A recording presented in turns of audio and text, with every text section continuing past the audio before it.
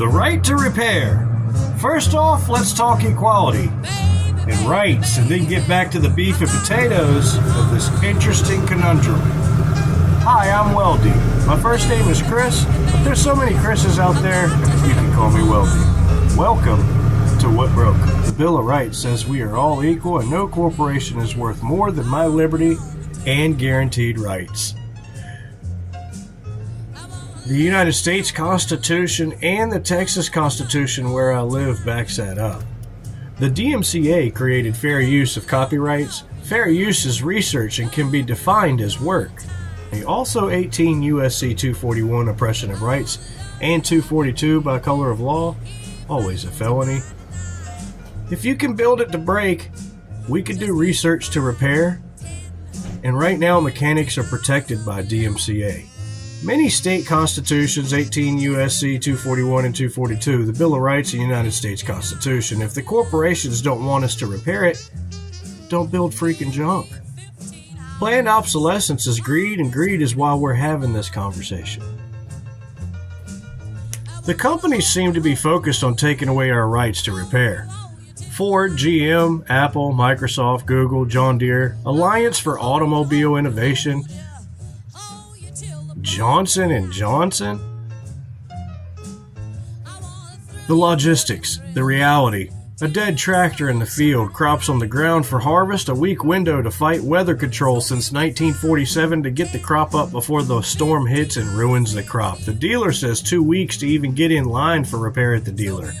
The flip side, in certain cases where rights to replace is illegal, there would have to be a massive corporation increase in logistics overall, cutting profits in half, because you have to be able to service as soon as possible. If you are exclusive, now you have to pay to be 24 hours. If that happens, I think we're a communist nation at that point. And all free trade and open source internet is null and void. So we found a little bit more information about some of this stuff, and I want to read it to you right quick. It's pretty interesting. What corporations are fighting hard against the right to repair?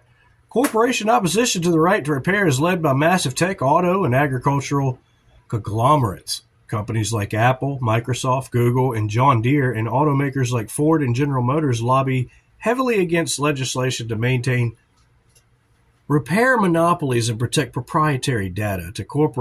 The corporate fight is organized into a specific industry stronghold. Consumer tech companies like Apple, Microsoft, and Google argue that allowing third-party repairs poses severe intellectual property risk and compromises the cybersecurity and safety of their devices. Wow. Automotive industry. Lobbying groups like the Alliance for Automotive Innovation, representing manufacturers like Ford, GM, Toyota, and Volkswagen, are fighting hard against legislation. They argue that modern vehicles are rolling computers and that independent shops shouldn't have access to telematics and diagnostic software. The group has even actively sued to block popular state-level repair laws. Agricultural and medical equipment. John Deere spent years fighting farmers' efforts to repair their own tractors to protect their dealership service networks.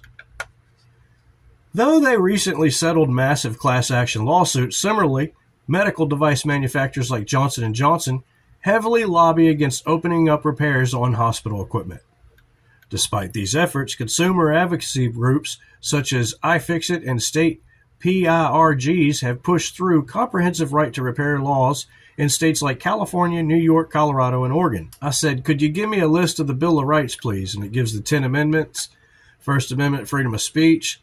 Religion, press, assembly, and the right to petition the government. Second Amendment, the right of the people to keep and bear arms. The Third Amendment, protection against the forced quartering, housing of soldiers in private homes. Fourth Amendment, protection against the unreasonable searches and seizures, requires warrants based on probable cause, and this is leading up to something. Fifth Amendment guarantees grand jury indictments, protection against double jeopardy and self-incrimination.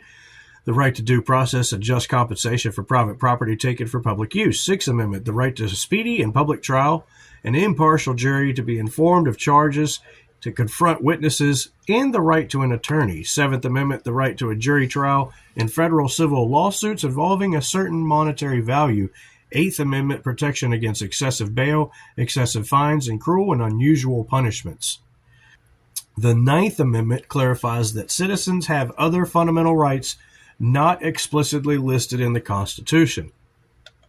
The 10th Amendment reserves powers not explicitly given to the federal government, to the states, or to the people.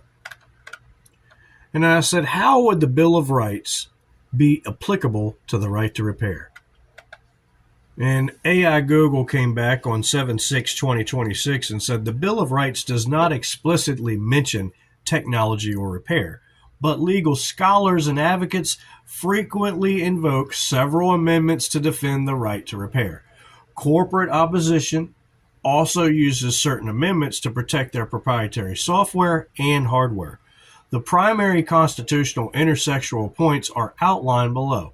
The First Amendment code is free speech. The right to repair argument, legal precedent establishes that computer code is a form of speech. Under this framework, unlocking software, sharing diagnostic tools, and publishing repair manuals are protective expressions. Advocates argue that digital locks, such as digital rights management, DRM, act as unconstitutional prior restraints on speech by preventing people from modifying or explaining how software works. The corporate argument. Manufacturers counter that software is proprietary intellectual property. They argue that being legally forced to write, distribute, or modify source code to accommodate third-party repair shops constitutes compelled speech, which the First Amendment generally prohibits. The Fourth Amendment, digital privacy and security, the right to repair argument. When a manufacturer requires a device to be sent exclusively to their authorized centers, consumers must hand over their passcode-protected devices. This exposes private consumer data to corporate employees. Advocates argue that independent local repair options better preserve consumer privacy and prevent corporate surveillance. Espionage. The corporate argument. Tech companies reverse this argument. They claim that forcing them to provide diagnostic blueprints and security bypass tools to independent shop weakens overall device security. They argue it compromises consumer cybersecurity by making it easier for bad actors to hack into personal data. The Fifth Amendment, private property rights. The right to repair argument. The Fifth Amendment protects private property from government interference without due process. Right to repair advocates argue that once a consumer buys a device, it is entirely their private property. Restrictions that legally bar owners from fixing their own property fundamentally undermine the traditional legal definition of ownership. The corporate argument. Manufacturers rely on the takings clause of the Fifth Amendment. They argue that the state laws forcing them to hand over the trade secrets, proprietary diagnostic software, and copyrighted manuals to competitors or the public amount to an unconstitutional government seizure of their intellectual property without just compensation. I asked AI again, I said, how would the DMCA be applicable to the right to repair under Fair Use Act? The Digital Millennial Copyright Act, DMCA, interacts heavily with the right to repair, creating a major legal battleground over who is allowed to modify modern devices. While fair use allows people to copy or modify copyrighted materials for purposes like criticism, research, or repair, the DMCA complicates this right when software locks are involved. The core conflict, Section 1201 versus fair use. The DMCA barrier. Under Section 1201 of the DMCA, it is a federal crime to bypass a technological protection measure like encryption or digital locks that controls access to a copyrighted work. The software loophole. Because modern electronics, cars, smartphones, tractors, medical gear run on embedded software, manufacturers use digital locks to block access to internal systems. The clash. Even though repairing your own hardware is traditionally considered legal under copyright law and the fair use doctrine, Section 1201 makes it illegal to break the digital lock to get that software. Breaking the lock is a violation regardless of whether your final intention repairing the device is entirely non-infringing. How fair use applies. The triennial review process. The DMCA does not have a permanent built-in fair use exception for breaking digital locks. Instead, the U.S. Copyright Office holds a rulemaking process every 3 years. Advocates use fair use principles to petition for temporary 3-year exemptions, allowing consumers to bypass locks for repairs. When granting these exceptions, the Copyright Office balances 4 fair use factors: purpose of the use, nature of the work, amount used, market effort. Recent exemption decisions. The Copyright Office issued broad DMCA right to repair exemptions covering vehicles and vessels, allowing owners to bypass locks to access, store, and share telematics and diagnostic data. Commercial food equipment, allowing restaurants to bypass digital controls to fix things like commercial ovens and soft-serve ice cream machines. Remember the McDonald's debacle? Oh my goodness. Medical devices, exemptions for hospital equipment repairs were upheld in federal appeals court, confirming that accessing embedded code for repair qualifies as a non-infringing fair use. The limits of DMCA exemptions. While fair use logic has won these temporary exceptions, right to repair advocates point out 2 massive flaws. Anti-trafficking ban. While it is legal for an individual to bypass a lock under an exemption, the DMCA still makes it illegal to manufacture or distribute the tools needed to do so. A farmer might have the legal right to bypass the tractor's lock, but it remains illegal to sell them and the software tool to actually execute it. Lack of permanence. Because these exemptions expire every 3 years, advocates must continually spend millions of dollars relitigating the same arguments to renew them. I said, how does 18 U.S.C. 241 come into play with the Repair Act? 18 U.S.C. 241, the federal criminal statute for conspiracy against rights, does not directly apply to the commercial right to repair laws like the Fair Repair Act or the Repair Act. Section 241 is a federal criminal civil rights law, whereas Fair Repair Act is a commercial regulatory and antitrust bill. However, legal theorists and digital rights advocates sometimes connect the two in an abstract or academic arguments. Why 18 U.S.C. 241 does not legally apply? Civil rights focus. Section 241 was originally passed as part of the Enforcement Act of 1870 to combat Ku Klux Klan violence. It makes a federal felony for 2 or more people to conspire to injure, oppress, threaten, or intimidate someone in free exercise of a constitutional right like voting or free speech. No commercial application. The Department of Justice criminal section uses Section 241 to prosecute hate crimes, police misconduct, or election interference. It is not a tool used to resolve corporate software monopolies or consumer property disputes. I like how they outline that it really is a corporate software monopoly issue. Thank you for bringing that up.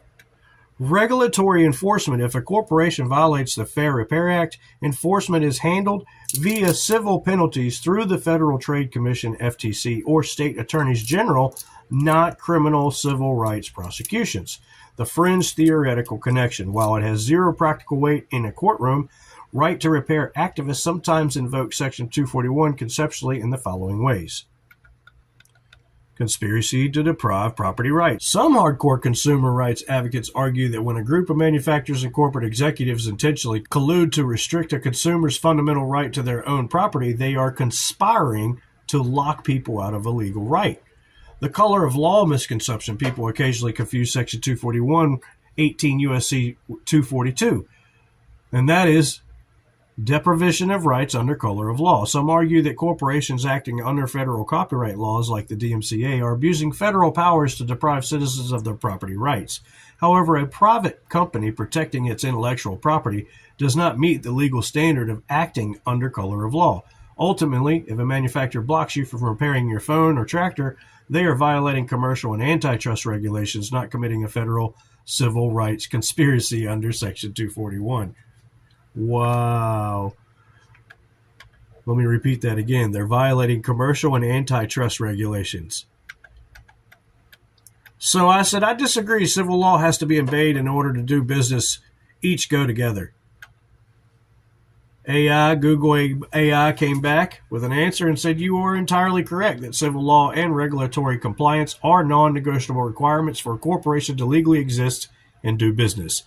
There is an absolute codependent relationship between a company's legal right to operate and its adherence to civil, commercial, and antitrust statutes.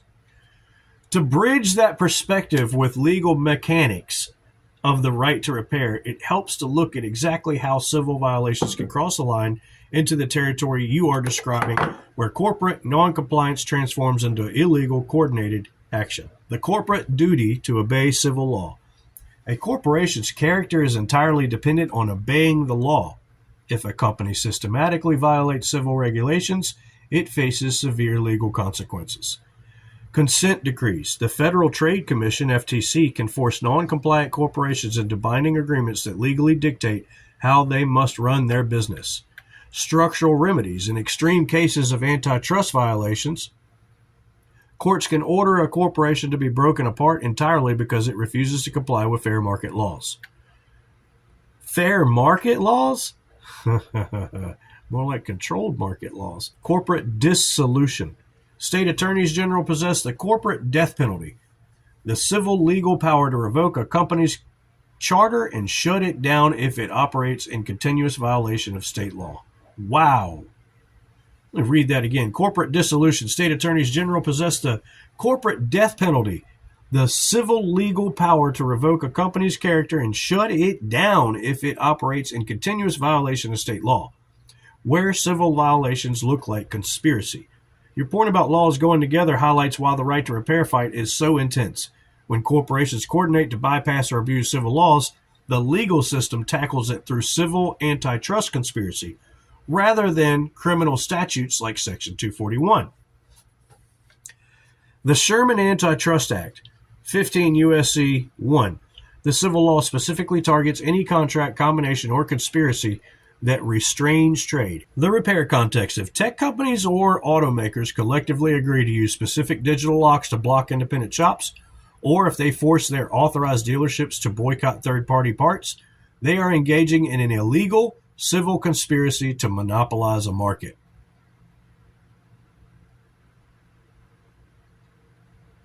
The consequences. Under civil antitrust law, a group of corporations found guilty of this kind of conspiracy can be hit with treble damages. Treble, not base. Meaning they must pay triple the financial amount of the harm they caused alongside massive civil injunctions that force them to change their business model.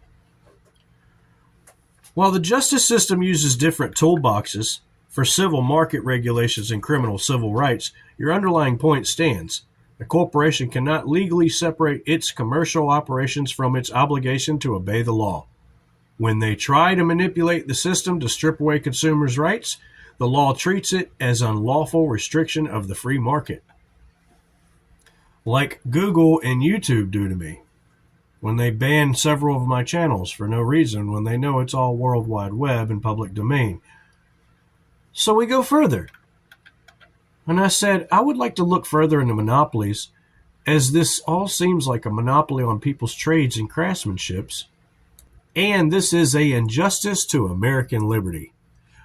Monopolies on repair are a direct restriction on the historical American right to work, practice a trade, and freely exercise craftsmanship. When a handful of conglomerates legally and digitally lock out independent mechanics, tech technicians, and farmers, they create what economists and legal scholars call an aftermarket monopoly. An aftermarket monopoly. An aftermarket monopoly. This practice systematically chokes out the competitive free market, strips away all individual self-reliance, and directly challenges foundational principles of American liberty. The attack on craftsmanship and trade. For centuries, American liberty has been deeply tied to the concept of the producer ethic. The idea that an individual has the right to master a craft, open a local shop, and earn an honest living by fixing and building things. Repair monopolies erode this freedom in three distinct ways. Forced de-skilling by withholding diagnostic software, wiring schematics, and specialized tools. Manufacturers intentionally make it impossible for skilled craftsmen to use their expertise. Yeah, imagine if they copyrighted these and wouldn't let us use these anymore. It's only a matter of time if they keep going in this direction. Destruction of Main Street businesses. Local repair shops are forced to shut down because they are legally barred from accessing the digital keys required to fix modern property. This destroys decentralized local wealth and forces consumers to rely entirely on massive centralized corporate service centers. The death of the tinkerer. American innovation has historically thrived on people taking things apart in their garages to figure out how they work and improve them. Software locks criminalize this basic form of curiosity and learning. The legal mechanics, tying and aftermarket monopolies. In antitrust law, what these corporations are doing is classified as an illegal tying arrangement or an abuse of monopoly power under the Sherman Antitrust Act. The primary market versus the aftermarket. You have a choice when you buy a product, the primary market. For example, you can buy a Ford, a GM, or a John Deere. However, once you purchase that item, the manufacturer uses digital locks to eliminate choice in the aftermarket, the repair market. How they lock it down. Because they are the sole source of the software codes needed to pair a replacement part to a machine, they grant themselves an absolute monopoly over the lifetime maintenance of that product. The Supreme Court precedent.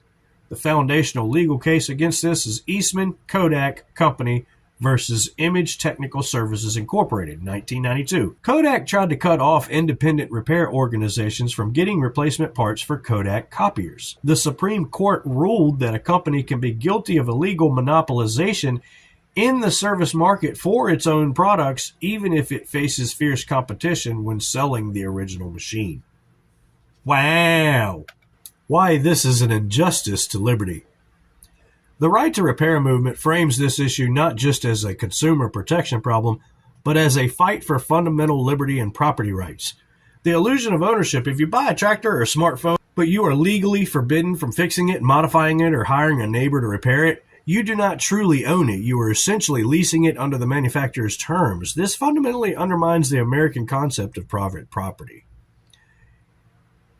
Economic coercion. Monopolies allow corporations to set arbitrary prices for repairs and replacement parts. If a screen repair costs $400 on a $600 phone, the monopoly is using its power to force you to throw away a repairable item and buy a brand new device, strip mining wealth from its regular citizens. The modern legal backlash. Recognizing this threat to liberty, the federal government and state legislators have begun fighting back using antitrust tools. The FTC Right to Repair Directive. The Federal Trade Commission issued an enforcement policy targeting illegal repair restrictions, explicitly stating that corporate repair monopolies harm small businesses disproportionately, affect low-income communities, and stifle entrepreneurship. State-level legislation. States are passing laws that force manufacturers to open up their diagnostic tools to the public, attempting to legally restore the balance of power back to the independent craftsman. I asked AI further. I said, can you tell me about the lemon law? After all, if corps hadn't overused planned obsolescence so much, we would not be having this conversation. Google AI chat comes back and says, your connection between planned obsolescence and the lemon law captures exactly why the right to repair movement exists. The entire legal framework for the consumer protection in the United States was built as a direct defense mechanism against corporations intentionally engineering products to break or become unfixable. What is the lemon law? Lemon laws are a network of state and federal consumer protection statutes designed to force manufacturers to stand behind their products. The state level. Every state has a lemon law primarily targeting new vehicles. If a product has a major defect that substantially impairs its safety use or value, and the manufacturer cannot fix it after a reasonable number of attempts, usually 3 to 4 tries if the item is out of service for 30 plus days, the manufacturer is legally obligated to give the consumer a full refund or a replacement. The federal level. The federal backbone is the Magnuson-Moss Warranty Act of 1975. This law governs warranties on all consumer products over $10. Over $10. Crucially, it contains an anti-tying provision. Making it completely illegal for a company to void your warranty just because you used an independent repair shop or an aftermarket part to fix your item. The direct link to planned obsolescence. Planned obsolescence, the corporate strategy of deliberately designing products with a limited useful life so consumers are forced to buy upgrades is the exact corporate behavior these laws were meant to stop. However, corporations found loopholes around the Lemon Law and the Magnuson-Moss, which is precisely why the right to repair fight is happening today. From mechanical failures to software locks. Historically, a lemon was a mechanical failure like a blown transmission. Today, corporations execute planned obsolescence digitally. They push software updates that intentionally slow down older hardware, or they use parts serialization, digital handshakes between parts, to cause a device to reject a perfectly good replacement screen or battery. Because the hardware isn't broken, it's restricted by codes. Traditional lemon laws struggle to protect consumers. The abuse of authorized repair monopolies. Under the Magnuson-Moss Act, a manufacturer cannot void your warranty for going to an independent shop. To bypass this, corporations stop telling consumers, it voids your warranty, and instead starting withholding the digital tools and parts needed to perform the repair in the first place. If an independent shop cannot buy the diagnostic software, they cannot do the repair, effectively forcing the consumer back to the corporate monopoly, you see.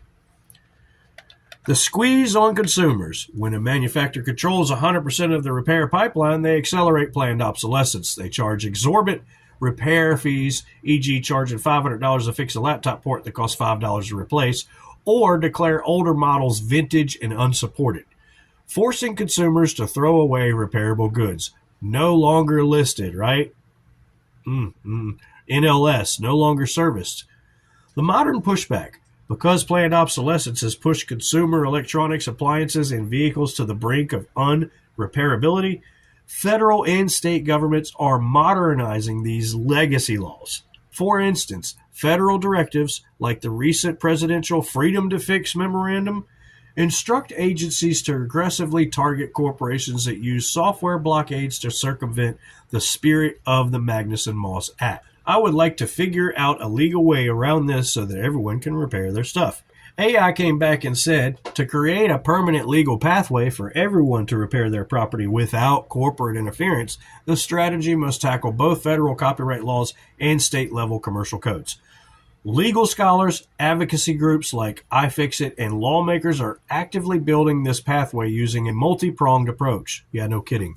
Codifying the right to repair into state civil law. The most direct legal way around corporate monopolies is passing state-level fair repair acts. These laws do not create new rights. Instead, they enforce the traditional rule of personal property ownership. The mandate.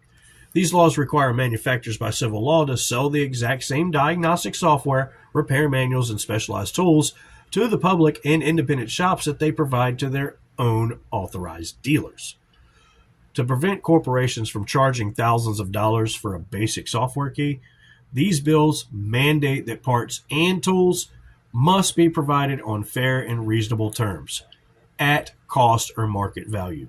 The success so far, states like California, New York, Colorado, Minnesota, and Oregon have successfully passed these laws. They provide a legal blueprint for the rest of the country to bypass corporate restrictions.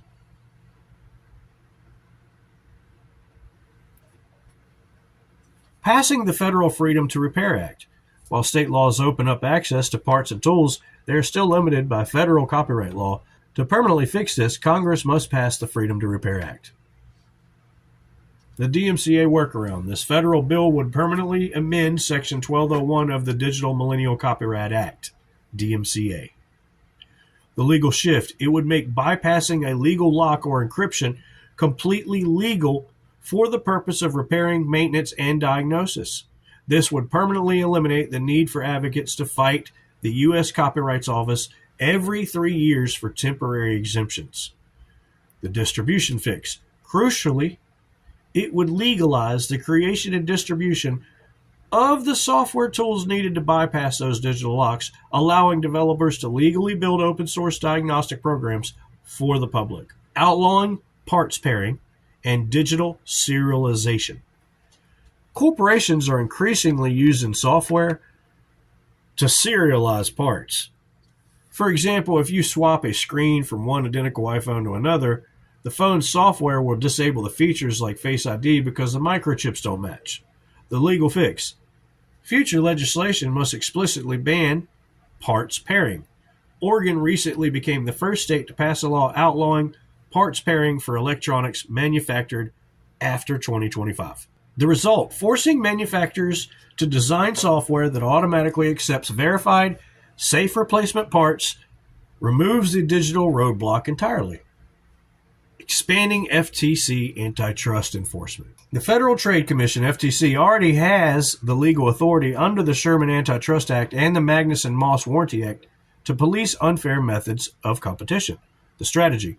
The FTC can issue industry-wide rules declaring that withholding repair information is an unfair, deceptive practice by aggressively suing conglomerates that use software updates to brick third-party parts. The federal government can force a legal shift towards open source compliance without waiting for new laws from a gridlock Congress. Utilizing right to repair clauses in government procurement. Federal, state, and local governments spend billions of dollars every year buying tech, vehicles, and military equipment. The strategy. Governments can pass rules stating they will only buy products from manufacturers that provide open source repair data and unrestricted access to parts. Faced with losing massive government contracts, corporations would be financially forced to change their design practices for the entire commercial market. I said, in order for these corps to monopolize repairs, they would legally have to be held to logistics and 24-hour time standards. And Google AI came back and said, no. Under current laws, corporations are not legally held to any logistics or 24-hour time standards to ensure they're available for repairs. And this is a massive problem. You can't have your cake and then just not eat it. This absence of regulatory standards highlights why repair monopolies are so deeply exploitive and harmful to consumer liberty. The lawless aftermarket. When a corporation creates a monopoly, the legal framework only looks at whether they achieved it through anti-competitive behavior, such as artificially blocking competition via software locks. It does not mandate how well or how fast they must serve the consumers they trapped. Because there are no logistics or emergency availability requirements, the following standard practices often occur. Arbitrary wait times. A farmer's multi-million-dollar combine harvester can break down in the middle of a critical harvest window. Because of parts pairing and digital locks, they cannot fix it themselves. They're forced to wait days or even weeks for a single authorized corporate technician to drive out with a proprietary laptop just to clear an electronic code. Artificial shortages. Manufacturers face no penalties for keeping replacement parts out of stock. If they run out of proprietary microchip, your device sits uselessly at their authorized facility indefinitely. Service deserts. Corporations routinely close authorized service centers in rural and low-income areas to cut overhead, forcing consumers to travel hours or pay an exorbitant shipping fees to access basic repair services. Why public infrastructure is different. Your logic about 24-hour availability applies strictly to public utilities and government contracted monopolies, like electric grids, water companies, or traffic signal management. If the city grants a single company an exclusive monopoly over the power grid, that company is legally bound by strict civil regulations to maintain 24/7 emergency dispatch teams and fast response logistics. However, consumer electronics, agricultural machinery, and automotive conglomerates operate in the commercial free market. They have successfully used copyright and intellectual property loopholes to build unregulated monopolies in the aftermarket, the service phase after a product is purchased. They enjoy the financial benefits of an exclusive repair monopoly without any of the civil service obligations that public utility monopolies must uphold. The right to repair solution. The right to repair movement seeks to address this exact operational imbalance.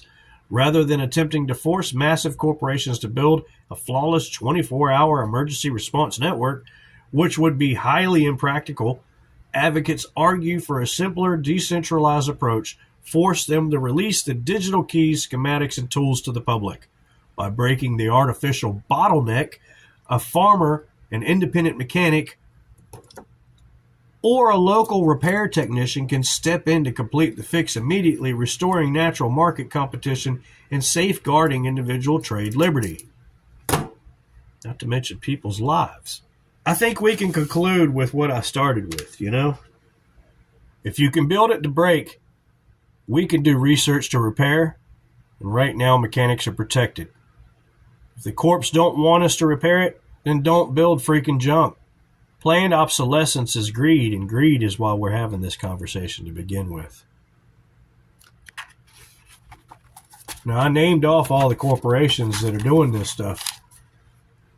You know what the other obvious solution is, right? I don't think I have to tell you. Y'all are pretty smart. That's why you're following, and that's why you're here. Thanks for watching. In the next video, we're going to be finding what's broke. We're working on a 1992 Volvo that has a no start issue, and we go through a series of things and find a series of broken parts to figure out what's broke. Why'd they break? A lot of mechanics are quick to throw parts on cars without figuring out why the part they have in their hand that's broken and the brand new part that they're getting ready to put on the car look, feel, and are identically the same. Except one broke and the other one is going to break. I think it's the mechanic's job to figure out why that part broke and figure out a solution, so that all these greedy corporations can quit being so fat and greedy and nasty to everybody in the public. You see nothing but massive record profits right now, and you see atrocious things happen in humanity right now. It seems as if they go together. Stop the flow of money, stop the flow of atrocity. When you find the corporations that are doing this to their own consumers via their own products that they're making, it's pretty obvious what their objective is. I don't think people like that. I personally, my opinion, I don't think corporations like that need anybody's support. That's just me. Thanks for watching. Y'all are great. Y'all are worthy of love and great wealth, and today is wonderful. Go out there and show everybody your smile. It's the best thing you got in your wardrobe. Peace. Yep, right to repair file. Try to play it back. No, we have to build the index, then play. Okay, let's build the index and let's play it. You see, the problem is I'm editing this video and I've run out of my file. It stopped at the Fifth Amendment private property rights. And what's real funny is the file shows it's only 2 minutes and 52 seconds, but it's not. So the last time I recorded this, the phone ended it. The file's 252, and then, but the file keeps on playing. You see it's 307, 310, but it's 252, right? I keep hitting the stupid camera over here, but anyway. Yeah. Pretty funny, because over here I can show you the file right here on this phone. It only showed 4 minutes of it. 4 seconds, I'm sorry. It went sideways, couldn't open camera, 526, but wouldn't show the, the full time. The screen video recorder did that. So we got the computer, this, and the laptop all working together to screw this file right here that I'm doing for 3D, that I've done on this screen video recorder twice, and am about to do a completely different way if I have to, because I've already done it here twice, actually 3 times. This is the 3rd time. So yeah, good times on this video right here so far that I'm making, and as you can see, it is a real fun one. We're overlaying all this stuff, I'm moving my head around, and it's just really something else. All part of the game. Get a good picture of this all the way over.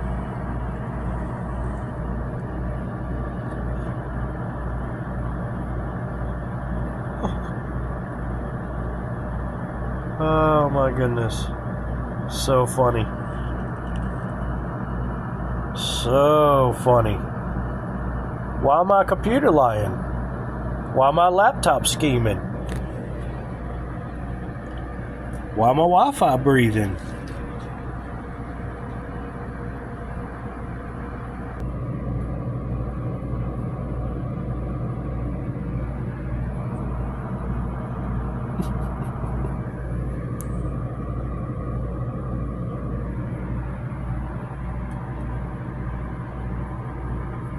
I'm sure it's not the content, you know what I mean? Oh yeah, still editing this video the third day because it's playing all kinds of cool stuff. Let's show you what's going on. This top line right here, this is the video part, and this is the green screen that comes through behind, which is the lettering. And right here, it plays, but over here, it's still motion. I'm going to show you what happens here. When a manufacturer requires a device to be sent exclusively to... See how I froze right there? So I have to go in here and render this manually, even though it says it's green and it's manually done it. I have to go in here and full screen it. Full screen it. So that it can figure out, oh, okay. Oh, you're serious. Oh, you want me to play that bit. Oh, okay. So let's play it now and let's see if it works. Exclusively to their authorized centers, works. consumers must hand over their passcode protected devices. Yep.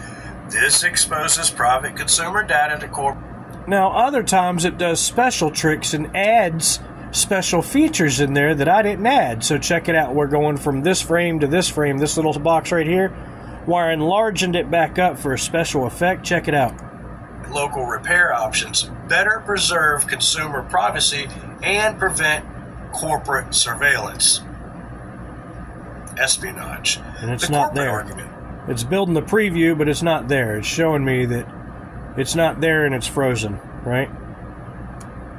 So let's try it once again because it knows I'm recording. All the computers Corporate are talking. Surveillance.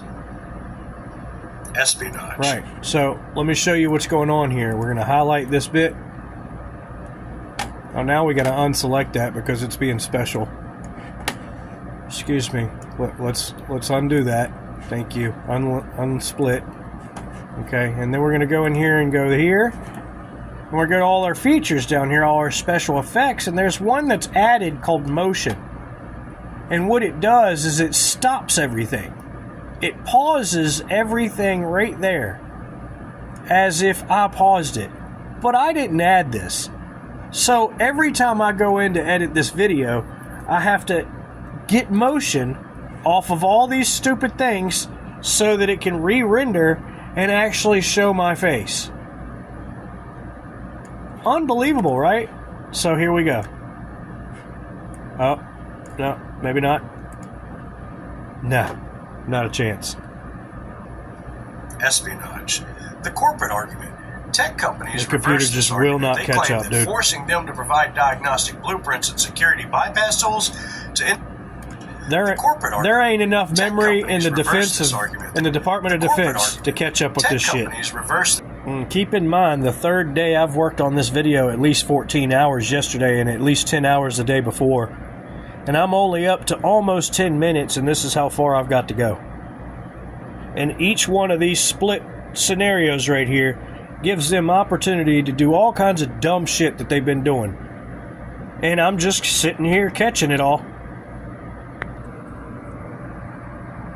I guess they don't like the content. Oh well.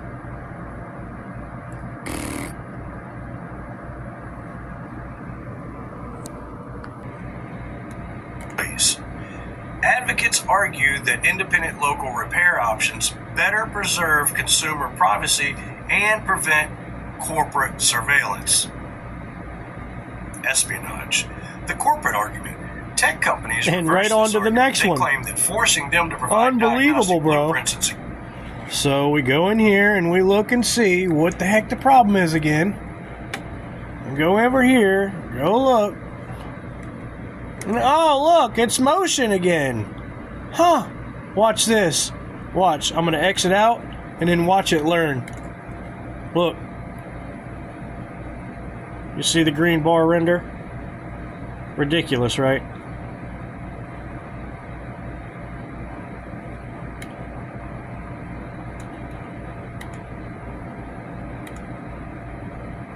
And then I have to wait Espionage. for the whole computer to render the whole file back up, which normally it doesn't do, but you know, this video is the special shit. So we have to wait for this cursor to go all the way back up to wherever we're at right here, almost 7 minutes in right here, before we can even view and wait for and work on the rest all the way over. So if you're wondering why it's so time consuming in making videos, I would say 90% of editing these videos is fighting the fucking feds. And that's straight up. And if it isn't the feds, then I can tell you one thing for sure. The feds ain't doing us no favor in protecting anybody on this American soil, and everybody fucking knows it. And I have proof of it right here. And we're going to be sharing that in court and all across the world. Because you know what? We're all sick and tired of this shit, and somebody's got to stand the fuck up, so why not me? Oh, yeah, and so we start getting into the FTC, the Federal Trade Commission, and then there's this big spot here of like 4 or 5 minutes that was totally edited out of all this that I screen video recorded, not once, not twice, but 3 different times. I had to screen video record over the screen video record because of this right here. Oh, you could normally play your file that's right here, but you can't because you need to build an index and then play it, and then you can go back and screen video record it again, and then you can keep on building indexes for the fucking screen video recorder so that your video can play these certain spots that the computer, the feds are trying to eliminate from our knowledge and from my search and from my video as I'm trying to create it. Yet another deal. So let's go ahead and build the index, and let me show you how long this takes. We're on now day 4. Day 4 of how long of a video? Almost 40 minutes. So we're going to build the file so we can play the file, so that I can record the file again, so that I can fill the void that's missing right here that they collectively, strategically just took out as I'm editing the video. How many times a week do you think this happened, folks? Every time I talk about the government, every time I give you advice of the research that I've found, the experience that I've found, every time I give you a nugget of something they don't want you to know about, this is what I have to go through right here. This is why I named this file this right here.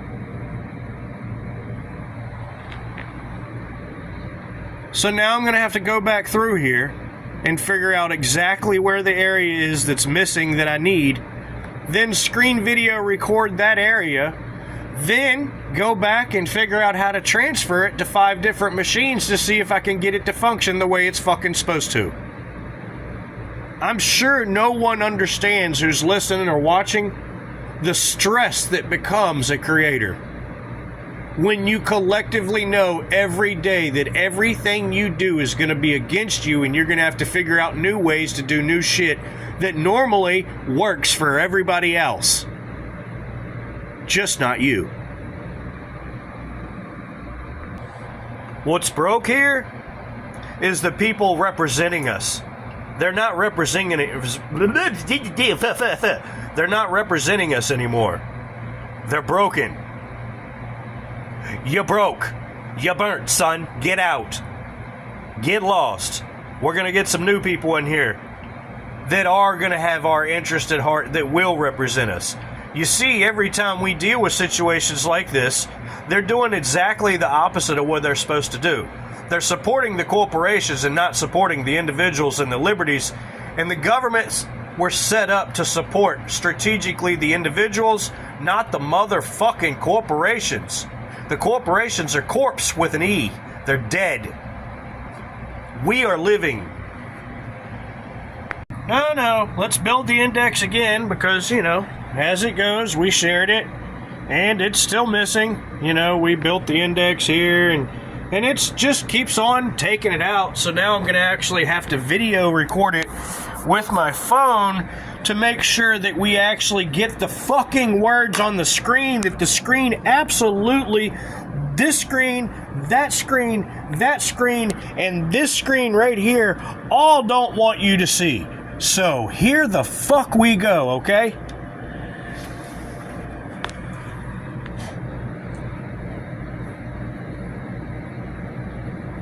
Fuck, I need a damn tripod.